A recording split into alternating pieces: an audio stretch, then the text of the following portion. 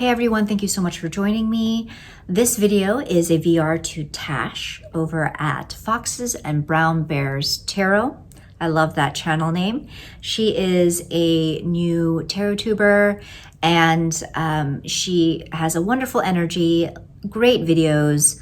I'm currently loving her series of deck collection videos where she has grouped decks into different categories, and you know how I love me some deck collection videos. So if you have not checked out her channel yet, please do so. Show her some love. I am doing a VR to her tag, Basic Emotion Decks. And the premise of this tag is that there are six primary emotions that are universally acknowledged or recognizable according to, I guess, psychology. And those are anger, disgust, fear, happiness, sadness, and surprise. And so for this tag, we are to show a deck that we would use to either maintain, decrease, or increase that particular emotion. So I feel like a lot of these I've shown before in other videos, but it is what it is. These are the decks I like, and yeah. So, okay. The first emotion is anger. And actually, I'm going to cheat a little and group anger and disgust together. So the first two emotions, anger and disgust, because I feel like I would use the same decks for these two. And so so it depends. If I am disgusted or angry with myself, I want a deck that will show me some kindness and be gentle on me and show me some grace, because I don't do that for myself. I am very, very hard on myself. And so I think that a great deck for this would be the Crystal Unicorn Tarot. These unicorns just look so gentle and beautiful. The colors are gentle and beautiful. And so I think that this is a deck that would help me to stop overthinking and beating myself up, and again, to remind me to be kind to myself. And then if I were angry or disgusted with someone else, I would probably go for a deck like the Luna Soul Tarot. And I say this because the images are beautiful.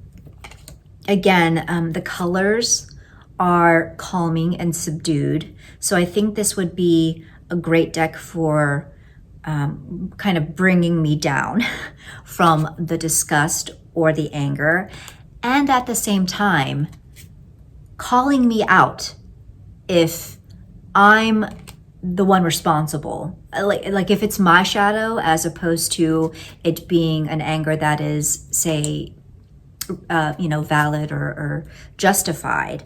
This is the deck that would let me know, because it has been very direct with me in the past. It has pulled no punches. The next emotion is fear. And for this emotion, I chose the Spirit Keeper's Tarot, because with the emotion of fear, I would want to kind of call upon kind of higher source, right? My holy guardian angel, which, the guidebook, I love the guidebook's description, which is that, our holy guardian angels are simply kind of a representation, a personified representation of our higher divine selves. And so I think that this would be a great deck for kind of calling upon that type of source and really exploring my fears, because this is a deck that I've worked with a lot, and It's great for going deeper. And when it comes to an emotion like fear, it is one that I struggle a lot with and always want to tackle instead of running away from it. And I think that this is a deck that is great for that. The next emotion is happiness. And of course, this is an emotion that I would want to maintain or even heighten. And I chose my everyday witch because she's my girl. We've been through a lot, and it would be like hanging out with a best friend, and just picking up this deck always makes me happy, you know? So I feel like this would probably be a go-to deck for me when I'm happy. I just love, love, love, love this deck. The next emotion is sadness.